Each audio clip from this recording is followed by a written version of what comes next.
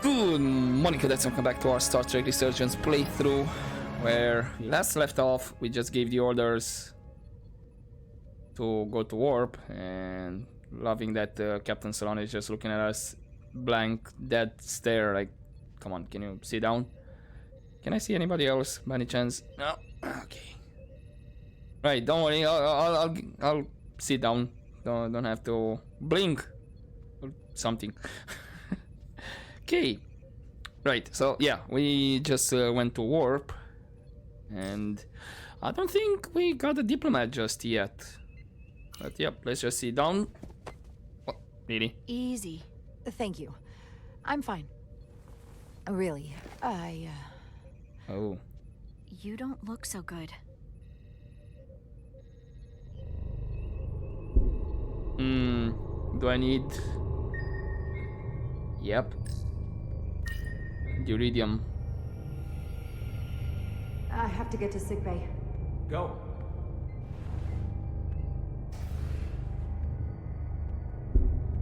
Commander, help me get her inside. Ow.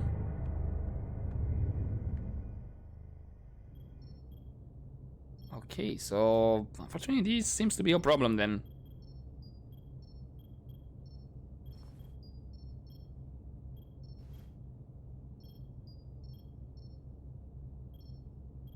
Well, that was quite a scare.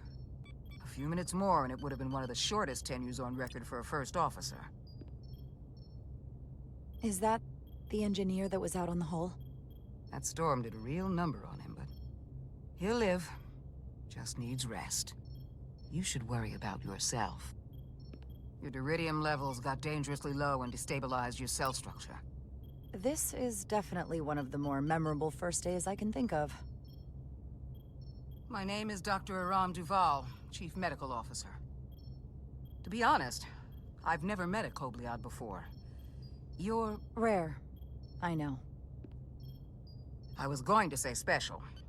Your people's numbers have dwindled, despite the Federation's efforts to find a more readily available alternative to the duridium you need to survive. Yet you joined Starfleet, and managed to thrive.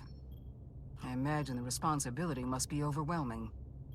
Maybe even a burden at times. No. I think it's an honor. It does make me unique, but it's not a burden at all. I'm honored to be Kobliad, to represent my people. As you should be. And don't worry, I won't treat you like a science experiment. I just do the science and leave the experiments to Solano. You don't agree with his methods? I don't agree with his definition of acceptable risks. Not when the lives of your crew are at stake. My professional opinion is that the accident took a toll. More than he's willing to admit. He's overstressed, operating in the pressure cooker of his own mind. Which is never a good headspace when the lives of your crew are at stake. What concerns me is that now he's even further away from the thing he's been chasing his entire career. Breakthrough discovery. The major innovation. Something he can put his name on. But the more the time passes and the further out of reach it gets, the more risk he'll be willing to take. People become blinded by their own ambition. I mean, I've seen it happen before. sure, no risk, no reward, but... We all have to chase our dreams, don't we? We need to take some risks. Isn't that why we joined Starfleet? But not at the expense of other people's lives. It's too high a price to pay. And I have to give you credit for what happened on the bridge. It took guts to defy a direct order. Huh. I guess word travels fast around here. It's a small ship, and everyone's curious about the new XO. Fortunately, your cell structure's almost completely stabilized. And I'll spare us both the lecture, but I do feel it's my responsibility to remind you, without regular infusions of duridium, you will not live. It's as simple as that. Understood. And my work here is done. Alright, hopefully we don't run out of supplies of iridium. Are we not gonna check on the... Lieutenant Bedrosian. I came to see if you were okay. We were all pretty worried on the bridge. No one knew what was happening. Well, thanks for coming. I'm feeling much better. Thank you. It's just part of who I am. You don't have to explain to me. I understand. I'm just glad you're okay. You trusted me earlier with the shields, and I appreciated that. I want you to know that I have your back. Thank you.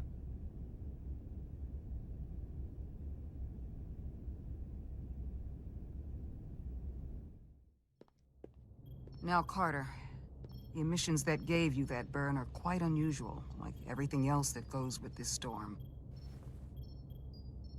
That's a combination of hyronolin and lectrazine to counter the radiation effects. That should help speed your healing. Is he gonna leave a She's mark? come by a couple of times to see you already. Be brief. It's good to see you awake again. I was starting to get worried. Not that you aren't in good hands with Dr. Duvall. You did take one hell of a shot, though. Oh, thank you for checking on me. I hear you've been checking in on me.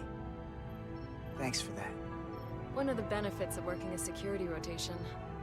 Lots of opportunities to walk by sickbay and stop in. Millie was looking in on you too, by the way. But since it's just us right now, I had a chance to think about this while I was away. And I thought it was important that I just come out and tell you. Instead of tiptoeing around it. Or worse. Sure, you can Leaving it tell me unsaid. anything. It's okay, Miranda. You can tell me anything. I know that. Then come on. Just spit it out. I'm trying. Let me talk. What I'm trying to say is, we've been really good friends for a long time. But I got back here and I couldn't ignore it anymore. I want to see if there's more between us than just being friends.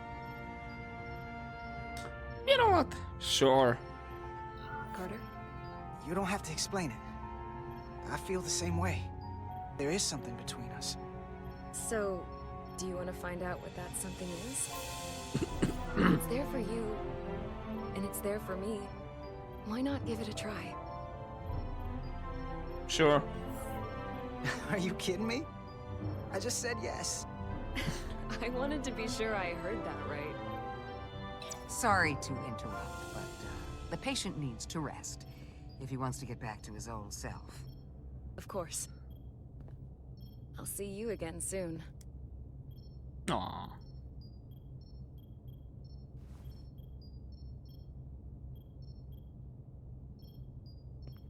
So clearly Carter is gonna die further along the road. Or Miranda. Something will happen. Yes, we can have nice things.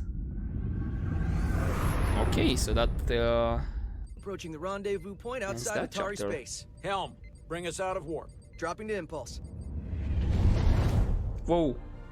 Ionic interference surging, Captain. Okay, tell me that's just Shield integrity holding. asteroids. We can take it. We are at the correct coordinates to meet the shuttle. Commander Rydek, find us our diplomat, if you will. Aye, Captain. Let's reduce the noise. Filter out environmental signals. I can manually tune what's left for Federation signal types. Alrighty then. Okay, so I thought that all the characters that showed here was like 1, 2, 3, 4, 5, 5, 6. But apparently we have more. So the doctor was surprised and somewhat concerned by Jara's cavalier approach to risk, but was encouraged to see her thinking independently when she defied Captain Solano's orders. So a bit on the neutral side. And then Maris? Miranda was thrilled to learn Carter's feelings for her tend toward the romantic, and she looks forward to seeing where this relationship might go. Hopefully it goes somewhere good. I'm not gonna lose either of them. Start scanning. Whoa. Is it drifting? I've located the shuttle. Opening comms. On screen. Shuttle It to is. Resolute. Shuttle to Resolute. Debris field. Lost maneuvering. Okay, she looks... Losing. I can't get it any clearer. She took some hits. By the looks of it. You won't get a transporter lock. It's just not happening. Power up the tractor beam. We'll pull them directly into the docking bay.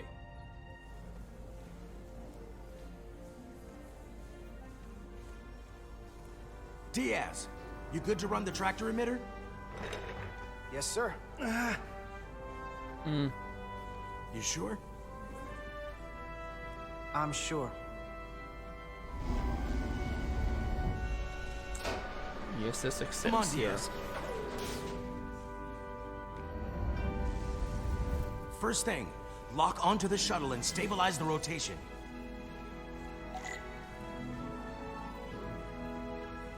Stabilize the shuttlecraft. There we go.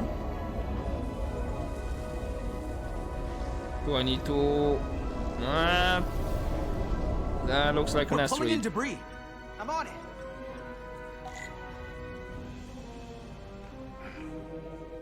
Okay, deflect. See ya. No, no, no. And you. Come on. Whew.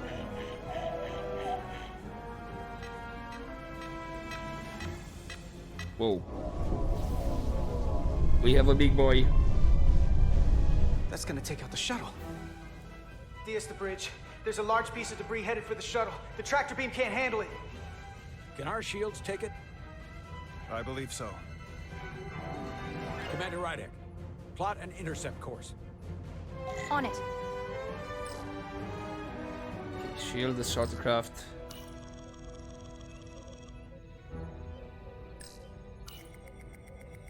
Alright.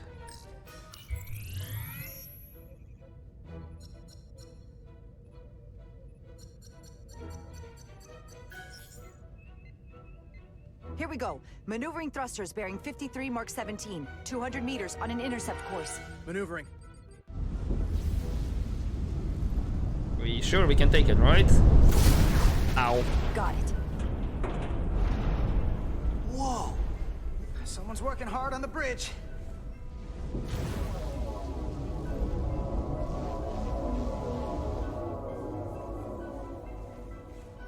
Here, focus tractor beam.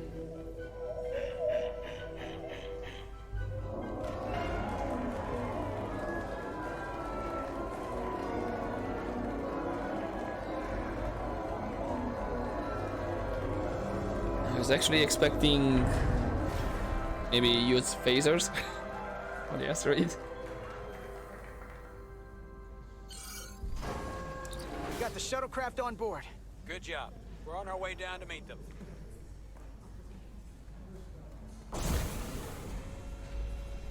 All right. So it was gonna be the diplomat.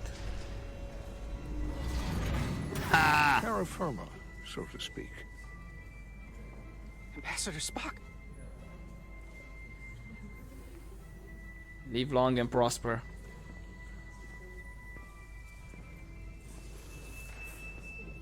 The captain will be right down to meet you, sir. In that case, I will wait for him here. Hey, that's not about it. Voice acting for him. So props to the person that did the voice acting.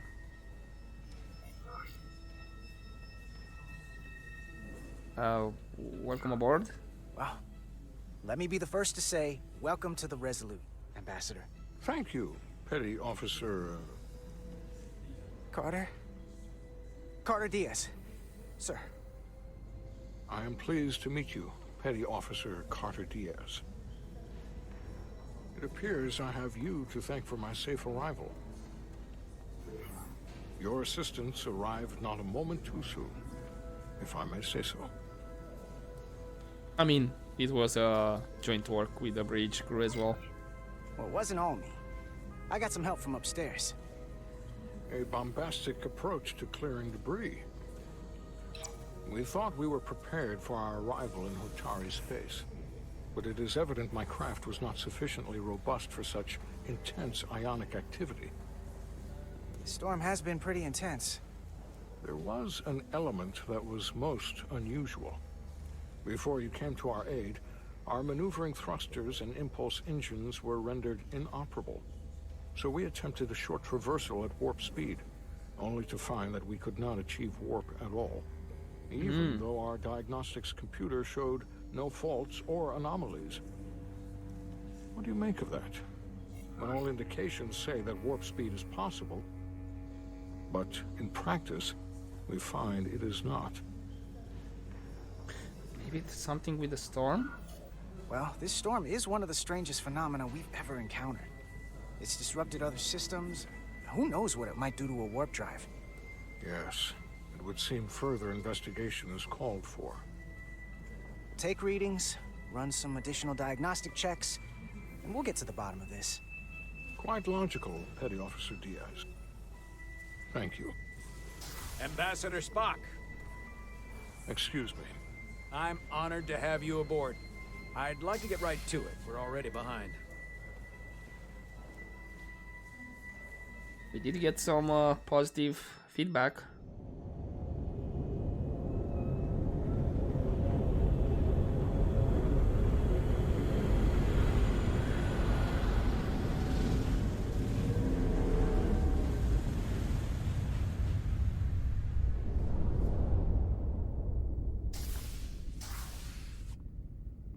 Ambassador Spock, my senior staff.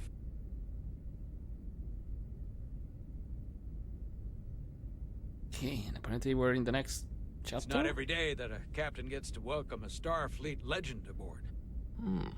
You flatter me, Captain Solano. But legend implies the past tense, whereas I am very much focused on our present circumstances. I didn't mean to suggest you were stuck in the past. You're right, Ambassador. Not the most diplomatic choice of words. Okay, you know what? Let's focus on the future. We're all curious about the future, Ambassador.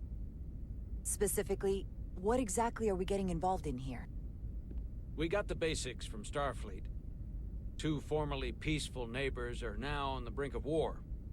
Indeed, and the tension between them grows fiercer by the hour.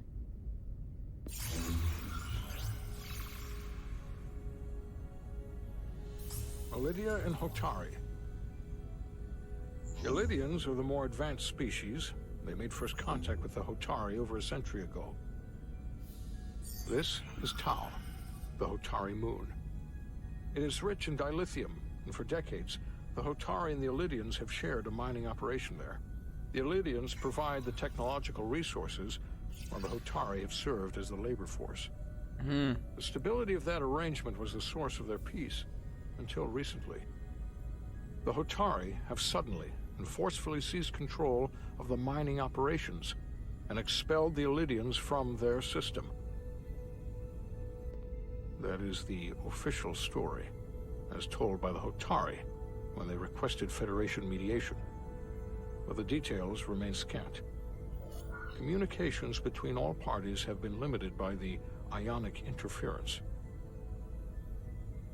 So have the Elydians retaliated in a way? Have the Elydians retaliated against the Hotari? Or taken any action against them? Surprisingly, they have not yet responded in kind. They were open to a Federation presence, but it is unlikely the relatively primitive Hotari forces would stand a chance against the Elydian fleet in open war. Left unchecked, this conflict will result in more bloodshed, which is what we are here to prevent. And the dilithium trade hangs in the balance. Clearly, the Hotari have been exploited in this relationship. Maybe we can persuade them peace is the more profitable alternative for everyone. They both profited from the mines. And for the Hotari, something is better than nothing. Peace is our objective, after all. That is correct. True. If we could convince them, it would restore the peace. But we would need the Hotari to accept a difficult compromise. Made all the more difficult by the emotions flaring on both sides, no doubt. Neither the Illidians or the Hotari are members of the Federation, so we can't make them do anything. There is an additional complicating factor I should mention.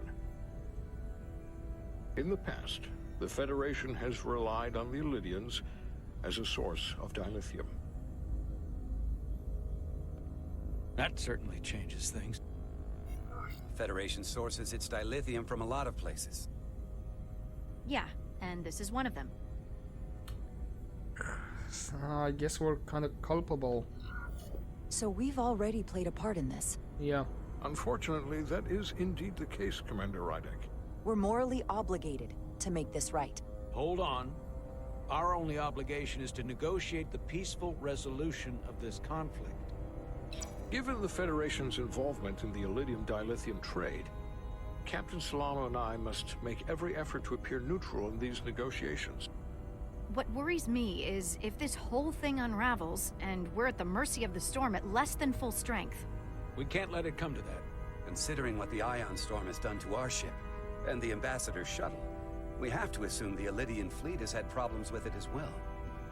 This recent surge in the energy disturbance temporarily levels the playing field. Commander Westbrook is correct. The energy anomalies around the Hotari systems have been noted in the past. But they have never been observed on the orders of magnitude we have seen in recent weeks. So I guess this buys us some time then. If it's keeping the two sides talking instead of shooting at each other, that actually helps us negotiate a peace. And we'll take advantage of that as long as it works in our favor. And when it doesn't? All the more reason to learn as much about it as we can while we are here. We do not want to be caught unprepared, should the energy anomaly continue to fluctuate. So I trust we understand our circumstances. We're operating on a strict timetable here, and we're going to be leaving for the negotiations shortly. Commander Westbrook, I want you to leverage our systems to investigate the anomaly from here while we're gone. Aye, Captain. Thank you all. Dismissed. Alrighty then. I want to speak to both of you privately. Alright. What about? Ambassador Spock, I'd like to make a formal introduction. My first officer, Commander Jara Rydek. Commander, as you are aware, there are limits to what Captain Solano and I can do in our official capacity as representatives of the Federation. But someone in an unofficial capacity, your first officer, for example, would not be bound by those restrictions. Commander Rydek could ingratiate herself to certain parties behind the scenes, where they may be more candid in revealing information that could lead to a resolution. She certainly goes her own way. Yep. Maybe that helps in this case. It would be unconventional, but I'm not opposed to it. I mean, we may not be a diplomat, but whatever it takes to reach a peaceful solution. I'm perfectly happy to work outside the lines. And by extension, you will be doing your duty, Commander. Just not too far outside the lines. Well, I hope Commander Rydek will have more luck finding out what really happened than we will through official diplomatic channels. The fate of the negotiations, the interests of the Federation, and the prospect for peace may very well depend on it. No pressure.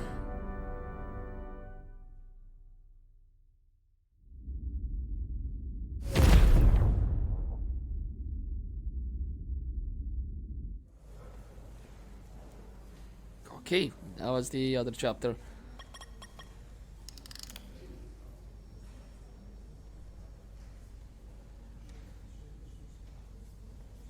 Mr. Diaz, I understand you have already discussed the warp drive failure with Ambassador Spock? I have. It is imperative that the Ambassador's shuttle be flight ready. I need you both to ascertain the root cause of the system failures he encountered. I'm surprised, Commander. I thought you would have wanted to work on Ambassador Spock's shuttle yourself. I respect the Ambassador and his many accomplishments, but I do not derive any satisfaction from interacting with his shuttle as if it were somehow transubstantiated through its association with him. Especially when I have the entirety of this starship to concern myself with. I mean, I am sure. not the chief engineer of this shuttlecraft. We can do it. I want to do it. The ambassador asked me to take a look, and I'm ready to crack this thing open. Good. You could learn from Mr. Diaz's focus. I'll take notes. Then I will leave you to it. Make note of any abnormalities in your report. Carry on. It seems like he's warming up to us. Yeah. Even Chovok has to look at that face and know you've earned some real respect. And I have to admit that I owe you one. You were right to make me go first. I don't know what I was thinking.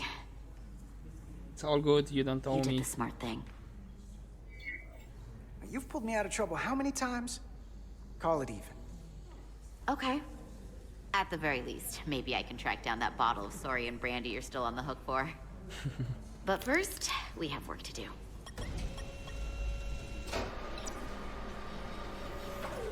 Okay, should enjoy that as well. Ready to go? All set. Let's run the diagnostic. Alright, so this is a good moment to check what happened. So, we have the ensign. I believe Jara is just Ambassador Spock. And, right, nothing for Solano. But yeah. Ambassador Spock noticed Jara's support of Captain Solano and her distinct perspective on the dynamics of the Hotari-Allidian conflict during the mission briefing. Ambassador Spock also noted Jara's positive attitude when presented with her back-channel mission. And then for Carter, we have Etzilar was reminded how much she values her friendship with Carter when he said she doesn't owe him anything for letting her go first on the hull. And Lieutenant Commander Chovek approved of Carter's eagerness to work on Ambassador Spock's shuttle. And then Spock was impressed by Carter's skilled use of the tractor beam to rescue his shuttle, and he was left with distinct impression Carter is a team player. Nice. So far, we are most of it positive. Yeah, mostly positive. I believe maybe like 3 or 4 choices that were on the neutral, and we have the 2 negatives with the captain. Alright. I say we are doing relatively well. But I'm gonna leave it here for this episode and continue next time. We kinda advance through chapters quite rapidly. I am assuming that's the name of the chapters. So I wonder how many it's gonna be. So yeah. Hope you enjoyed this episode, guys, and I'll see you next time. But as always, don't forget to take care.